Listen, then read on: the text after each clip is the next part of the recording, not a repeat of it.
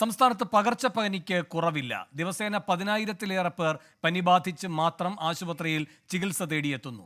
മലപ്പുറം ജില്ലയിൽ മഞ്ഞപ്പിത്തവും വ്യാപിക്കുന്നു. സലിം അലിക് തിരുവനന്തപുരത്ത് നിന്ന് കൂടുതൽ വിവരങ്ങളുമായി ചേർന്നു. സലിം, എന്തൊക്കെയാണ് വിശദാംശങ്ങൾ?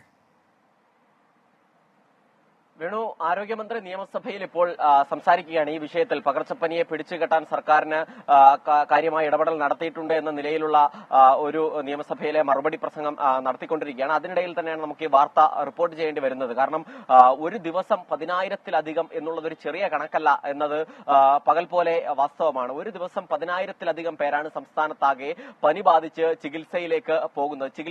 ചികിത്സ തേടാത്തവർ വേറെ. അങ്ങനെ ആശുപത്രിയിലെ കണക്കുകൾ മാത്രം വെച്ച് ഇത്രയും. മാത്രമല്ല 2,29,772 പേരാണ് കഴിഞ്ഞ മാസം, അതായത് ജൂൺ 1 മുതൽ 30 വരെയുള്ള ദിവസങ്ങളിൽ മാത്രം സംസ്ഥാനത്തെ വിവിധ ആശുപത്രികളിൽ പനി മാത്രം ബാധിച്ച് ചികിത്സ തേടിയത്. അങ്ങനെ ഒരു വലിയ പേടിപ്പിക്കുന്ന കണക്ക് നമ്മുടെ മുൻപിലുണ്ട്, ആശങ്കപ്പെടുത്തുന്ന കണക്കുണ്ട്. മാത്രമല്ല അതിൽ തന്നെ ഗുരുതര സ്വഭാവമുള്ള രോഗങ്ങൾ കൂടി പടർന്നു പിടിക്കുന്നു എന്നുള്ളതാണ് നമ്മൾ കാണേണ്ടത്. പ്രത്യേകിച്ചും മഞ്ഞപ്പിത്തം വല്ലാതെ സംസ്ഥാനത്താകെ പടർന്നു പിടിക്കുന്ന ഒരു സാഹചര്യമുണ്ട്. കഴിഞ്ഞ മാസം മാത്രം 690 പേർ മഞ്ഞപ്പിത്തം ബാധിച്ച് ചികിത്സ തേടി എന്നുള്ളതാണ്. മാത്രമല്ല അതിൽ 5 മരണം ഉണ്ടായി. 6 മാസത്തിനിടെ മാത്രം 27 പേരാണ് മഞ്ഞപ്പിത്ത ബാധ മൂലം മരിച്ചത് എന്നുള്ളതും ആശങ്കപ്പെടുത്തുന്ന കണക്കാണ്. ഒപ്പം തന്നെ ഡെങ്കിപ്പനി കഴിഞ്ഞ മാസത്തെ കണക്ക് പ്രകാരം 2013 പേർക്കാണ് ഡെങ്കിപ്പനി ബാധ ഉണ്ടായിരിക്കുന്നത്.